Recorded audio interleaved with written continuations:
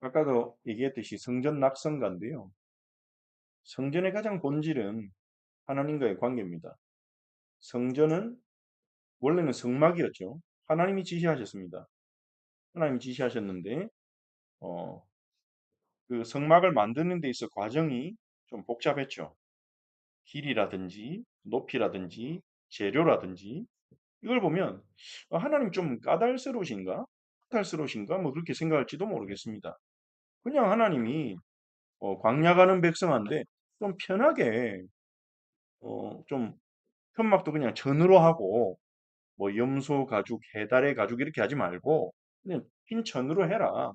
그리고 뭐 대충 무너지지 않도록 알아서 지어라. 이렇게 하셔도 되지 않을까? 뭐 그리 까다롭게 뭐 정확하게 기둥은 몇 개로 하고 또 금촛대는 촛대로 만들고 모양까지 막 살구꽃이 피어 있는 모양까지도 막 지시하시고 그리고 막 떡상에 분향단에 그 광야 가는 백성이 그 뭐 그리 자원이나 힘이 많이 있다고 그러시나 이렇게 인간적으로 보면 그렇게 생각할지도 모르겠습니다만 하나님이 이 성막을 지으라고 하신 이유는 거룩하신 주님이 죄인과 함께 사시겠다는 거예요. 거룩하신 주님이 죄인과 함께 사시겠다는 거예요. 그런데 그 죄인들이 하나님이 자기들과 함께 있다고 해서 하나님이 죄를 가볍게 여기시거나 죄를 지어도 괜찮으시다거나 하나님이 안 거룩하시다거나 이런 게 아니란 걸 알아야 됩니다. 우리는요, 어, 조금 편해지면 긴장의 끈을 놓잖아요. 관계에서. 그러다가 이제 그 사람이 어떠한 사람인지 잊어버리고 실수할 수 있어요. 하나님은 우리가 그렇게 함부로 대해도 되는 분이 아닙니다. 그분은 거룩하시고 죄인인 우리를 사랑하셔서 죄인인 우리와 함께 하시는 거지 그분이 죄를 가볍게 여기거나 죄를 별거 아닌 것처럼 여기시는 분이 아니란 말이에요. 그의 거룩하심을 기억해야 돼요, 우리는. 그래서 성막이 그렇게 과정이 복잡한 이유 중에 하나가 그게 간단한 일이 아니라는 걸 기억시키는 이유가 있는 겁니다. 가볍게 여기면 안 되는 거예요. 하나님 은혜에 감사해야 되는데 그 은혜를 가볍게 여기면 안 돼요. 그 은혜를 값없이 여기면 안 되는 거예요. 그래서 하나님은요. 하나님을 섬기는 제사장도 하나님이 명령하신 옷을 입지 않고는 그 일을 할 수 없게 하셨어요. 하나님이 명하신 옷을 입어야 그들이 하나님을 섬기는 자리에 나갈 수 있는 겁니다.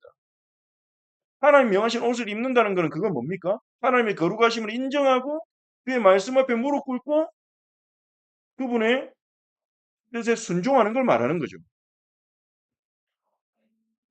그걸 말하는 겁니다. 그리고 성막을 만드는 과정도 마찬가지입니다. 금으로 해라. 길이는 이렇게 해라. 높이는 이렇게 해라. 재료는 이걸 써라. 이게 뭘 말하는 겁니까? 하나님의 말씀에 순종하라는 거예요. 말씀에 순종하는 거예요. 내 마음대로 하면 안 돼요. 좀 편하자고, 편리하자고. 그 순종으로 짜여진 성막에 하나님 가하신 겁니다. 거룩하신 하나님이 죄인을 긍휼히 여기셔서 죄인과 함께 하시는데 그 거룩하신 하나님을 모시기 위해서는요. 순종으로 짜여진 전적인 순종으로 짜여진 성막만이 그분을 모실 수가 있는 거죠. 성전 역시도 마찬가지입니다. 하나님이 명하신 그 규칙대로 그대로 순종해야 돼요. 그래서 출애굽기 읽어보신 분은 아시겠지만 여호와께서 말씀하신 그대로 했더라 이게 강조가 됩니다. 그러니까 재료가 중요한 게 아니에요. 재료도 중요한데 거기도 의미가 있겠지만 재료보다 더 중요한 게요. 하나님 명령하신 그대로 했다는 거예요. 말씀으로 지어진 성막입니다. 그러니까 이렇게도 볼 수 있는 거죠. 성막은 말씀으로 지어졌다. 성전은 말씀으로 건축됐다. 우리도 마찬가지입니다. 죄인인 우리가 어떻게 거룩하신 하나님을 우리 안에 모시겠습니까? 그러려면 우리의 삶이 거룩해야 돼요. 우리의 삶이 전적으로 순종해야 돼요. 거룩하신 하나님을 내 안에 모시려면 불가능하잖아요. 그래서 주 예수 그리스도가 우리 대신 자신의 온 삶을 순종으로 짜서 여호와를 모실 수 있는 의인의 자격을 우리에게 주신 거예요. 그렇게까지 순종하셔서. 우리는 믿음으로 그 일을 이루신 거는 그리스도고 우리는 믿음으로 그걸 받아들이는 겁니다. 오늘 매일 성경에 나온 빌립보서 2장에 보면 3장에 보면 그 말이 나오죠. 믿음으로 의롭게 됐는데 그리스도를 믿음으로 우리가 의롭게 됐다 그렇게 말하는데 그 그리스도를 믿음으로 이 말이요. 헬라어로는 피스티스 크리스투 이래가지고 그리스도의 믿음으로 이렇게 번역될 수 있는 내용입니다. 그리스도의 믿음으로 그리스도를 믿음으로 이렇게 번역을 했지만 그렇게도 번역될 수 있고요. 그리스도의 믿음으로 크리스투라는 말이 그리스도의라는 뜻이거든요. 그리스도의 믿음으로 우리가 구원받았다고요? 이게 조금 애매하잖아요. 근데 그 믿음으로라는 말이 피스티스가 신실함이라는 말로도 번역될 수 있거든요. 그리스도의 신실함으로. 무슨 말입니까? 그리스도의 순종으로, 전적 순종으로 우리가 의롭게 됐다는 거예요. 우리는 믿음으로 의롭게 된다 하지만 믿음은요. 그리스도가 이루신 그 의를 받아들이는 수단이지 믿음 자체가 가치 있지는 않습니다. 우리의 믿음 자체가 가치 있는 게 아니고 우리를 의롭게 할 만큼 그리스도가 이루신 일이 가치가 있어요. 그리스도의 신실하심이 가치가 있어요. 그걸 우리가 믿음으로 받으니까 그리스도의 의가 내 의가 되는 거죠. 그래서 우리 안에 거룩하신 주님이 임하시고 더하시고 함께 하실 수 있게 된 겁니다. 그러니까 이 성막, 성전, 이건 우리도 마찬가지입니다. 성전된 우리도 마찬가지입니다. 이 성전의 본질, 핵심은요. 주님과의 교제입니다. 하나님의 임재고 그 임재 왜 하십니까? 왜 임재하십니까? 하나님 백성과 만나고 교제하기 위해서. 왜 주님 우리 함께 하십니까? 교제하기 위해서.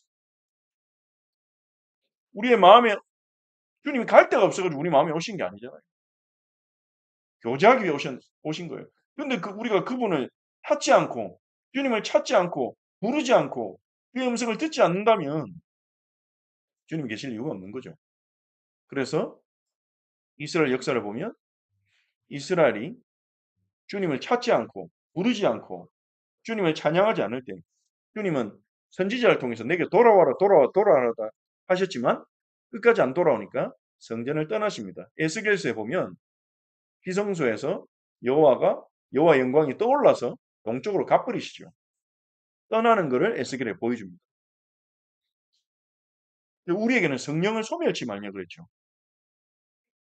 주님이 오셨는데 그분을 방구석에 있는 무슨 그런 존재처럼 불편한 존재처럼 놔두면 안 된다는 거죠. 그래서 성전에서 다윗은 이 낙성가가 불리기를 바랬던 것 같아요. 하나님은 살아계시고 나를 고치시고 건지시는 분이고 하나님이 우리의 도움이고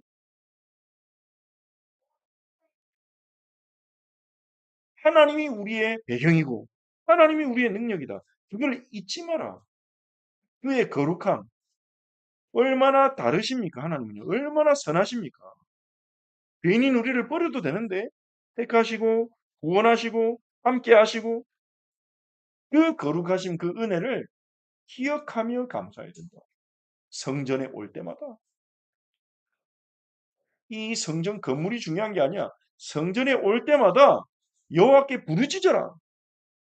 성전에 올 때마다 여호와의 거룩하심을 기억하고 감사해라. 왜 거룩하심을 기억하라는 거예요? 왜 거룩하심은 뭡니까? 하나님의 거룩하심은요. 죄를 미워하시는 거룩하심입니다. 세상과 다른 거룩하심도 있고요. 죄를 미워하시는 하나님의 성품을 거룩하심이라 한다 했잖아요. 그러니까요. 하나님이 거룩하시다는 사실을 잊어버리면 안 되는 거예요. 성전이 우리에게 있으니까 하나님은 무조건 우리 편이야. 이런 착각을 하면 안 된다는 겁니다. 그 생각 때문에 유다가 망해요. 우리가 잘못해도 성전이 우리에게 있잖아. 그러니까 하나님은 우리를 버리지 않을 거야. 성전이 우상시 됐어요. 예레미야가 말하잖아요. 이 성전도 하나님 파괴하실 거다. 너희가 회개치 않으면. 근데 끝까지 그 말 안 듣죠. 말도 안 되는 소리 하지 마. 저 바벨론 편이야? 이러면서 오히려 예레미야를 핍박했죠. 하나님 거룩하신 분입니다. 우리가 하나님의 자녀이지만 우리가 범죄한다면 회개치 않는다면 그렇게 간구하고 부르짖고 돌아가지 않는다면 주님은 우리에게 인노를 베푸시고 징계하시고 벌을 내리실 거예요. 하지만 그의 은총이 영원하다는 걸 또 우리는 기억해야 됩니다. 그의 노여움은 잠깐이요 그의 은총은 평생이로다. 우리는 하나님의 거룩하심을 잊어버리면 안 됩니다. 하나님의 거룩하심을 입은 자들은요. 하나님의 영광을 땅바닥에 떨어뜨립니다. 주여 주여 하면서. 근데 또 하나님의 진노만을 너무 생각하는 사람, 하나님의 거룩하심만을 너무 생각하는 사람은 하나님과 친밀한 교제를 하지 못하고 덜덜 떱니다. 하나님과의 관계에서. 내가 뭐 죄 짓고 회개 안 한 게 있나? 오늘도 죄 지었으면 어떡하지? 죄에 집중하게 돼버립니다. 오늘 내가 무슨 죄를 지었지? 오늘도 죄 지으면 안 되는데 우리 애들이 죄 지으면 안 되는데 죄에 집중해 버립니다. 은혜에 집중하는 게 아니라 노여움은 잠깐이 그 연초는 평생이로다. 이 얼마나 성전 짓는 날에 합당한 고백입니까? 저녁에는 울음이 깃들일지도 아침에는 기쁨이 오리로다. 희망이죠. 하나님 은혜가 더 크다는 거예요. 하나님 거룩하셔서 죄에 대해서 진노하시지만 그의 은총은 더 크고 그의 은총이 평생 우리와 함께 할 거야. 내가 형통할 때는 흔들리지 아니하리라 했도다. 우리가 그렇잖아요. 모든 게 내 뜻대로 생각대로 잘 돌아가는 것 같으면 우리는요. 좀 방심합니다. 영적으로 감이 떨어집니다. 깨어있지 못하게 되는 거죠. 영적으로 슬 잠들 수 있어요. 둔감해지고. 그런데 그런 때가 다윗에게도 있었죠. 그래서 다윗이 왕이 됐을 때 오히려 그 유혹에 넘어갔잖아요. 근데 다윗이 그때를 생각하면서 말한 겁니다.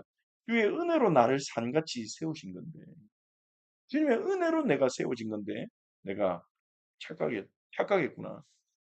주의 얼굴을 가리심에 내가 근심하게 됐습니다. 그때 알게 되는 거죠. 내가 한 게 아니구나, 이거는. 주님의 은혜구나. 그래서 여호와께 부르짖었다는 거예요. 내가 무덤에 내려갈 때 나의 피가 무슨 유익이 있으리요? 이게 무슨 말입니까? 피라는 거는 자기 육신의 생명을 말하는 거죠. 하나님 내가 죽으면 무슨 유익이 있습니까, 내가? 내가 진토가 돼버리면 어떻게 주를 찬송합니까? 내가 흙으로 돌아가 버리면 주를 어떻게 찬송하며 주의 진리를 어떻게 선포하겠습니까? 그러니까 나를 다시 살려주셔서 주를 찬송하고 주의 진리를 선포하게 해주십시오. 그 말인 거죠.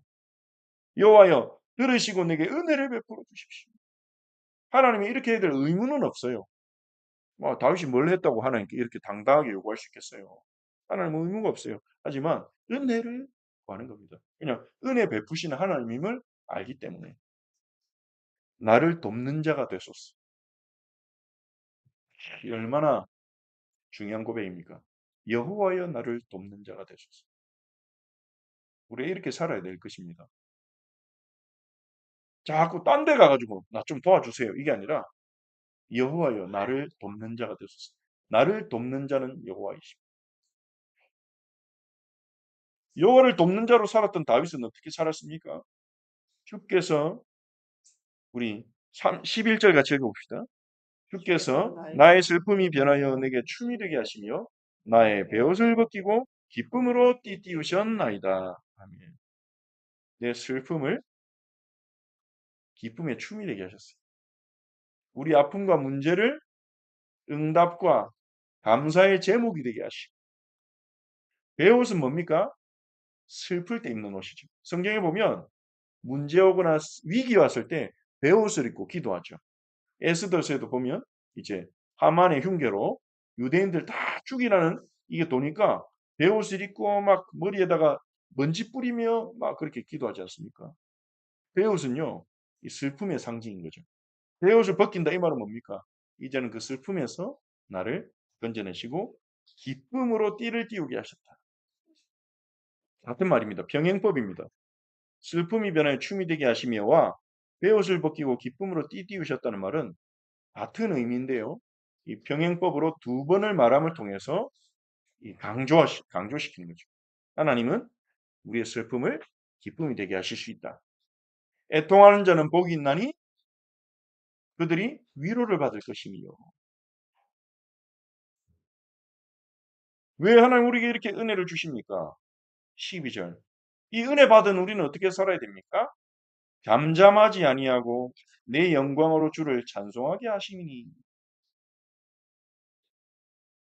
우리는 이 세상에 하나님 은혜를 경험하고 하나님의 사랑을 경험하고 주를 찬송하도록 내 영광으로 이 말은 무슨 말입니까?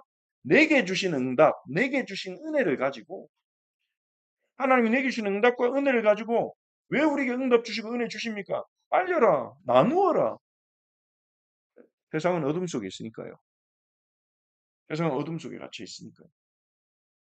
잠잠하지 말고 너에게 주신 은혜를 나누어라, 환송해라. 다윗은요. 그래서 내게 은혜를 주셨구나.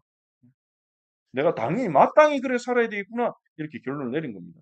여호와 나의 하나님이여 내가 주께 영원히 감사하리이다. 영원히 감사할 만한 은혜를 받았다는 걸 아는 거예요. 우리 역시 그렇지 않습니까? 우리가 받은 구원 영원히 감사할 만한 일이잖아요. 우리가 그걸 잊지 말고 살아야 되겠습니다. 여호와는 나를 돕는 자이시다. 우리 신앙생활의 가장 본질은 그게 돼야 돼요. 여호와가 나를 돕는 자이시다. 그리고 내게 주님은 은혜 주시고 응답 주실 것이다. 앞으로도 계속 평생 하나님 내게 은혜 주신 이유는 잠잠하지 않고 내게 주신 모든 걸 가지고 그를 찬송하러 주신 거다. 나는 찬송하다 가겠다. 여호와께 영원히 내가 감사할 은혜를 받았다. 그것을 우리가 기억하고 살아야 되겠습니다. 우리 함께 기도합시다. 말씀을 붙잡고 함께 기도합시다. 살아계신 하나님 아버지 주님의 은혜 감사드립니다. 우리가 주를 높이고 살게 하옵소서. 주님은 흑암 가운데 절망 가운데 무기력 가운데 살아가도 우리를 끌어내시고 우리를 고치시고 우리를 살리셨습니다. 주님, 주의 성도들과 함께 여호와를 찬송하며 주님의 거룩하심을 기억하며 감사하게 하옵소서. 주의 거룩하심을 잊지 아니하게 하옵소서. 주는 죄악에 대해서 죄악을 기뻐하지 아니하시고 죄악에 대해서 진노하시는 하나님입니다. 하지만 주님의 노여움은 잠깐이요 우리를 향한 주님의 은총은 평생이기에 감사를 드립니다. 저녁에는 울음이 깃들일지라도 지금 우리가 우는 시간이 있을지라도 아침에는 기쁨을 오게 하시는 주님께 감사를 드립니다. 주님, 주의 은혜로 우리를 산같이 굳게 세우소서. 주의 얼굴을 우리에게 가리지 마시고 정말 우리가 주님께 바위처럼 부르짖습니다. 주님, 우리가 무덤에 내려갈 때 우리의 피가 생명이 무슨 유익이 있습니까? 우리가 진토가 되면 어떻게 주를 찬송하고 진리를 선포하겠습니까? 우리가 진토가 되기 전에 날마다 주님을 찬송하고 주의 진리를 선포하게 하옵소서. 여호와여 지금 이 시간 들으시고 우리에게 은혜를 베푸소서. 여호와여 우리를 돕는 자가 되옵소서. 주님 우리의 슬픔이 변하여 춤이 되게 하시고 하나님 베옷을 벗기고 기쁨으로 띠를 띄워 주옵소서. 우리가 주님 잠잠하지 않고 우리에게 주신 모든 응답과 은혜로 주를 찬송하겠습니다. 여호와 하나님이여 내가 주께 영원히 감사하리이다. 주여 영광을 받으소서.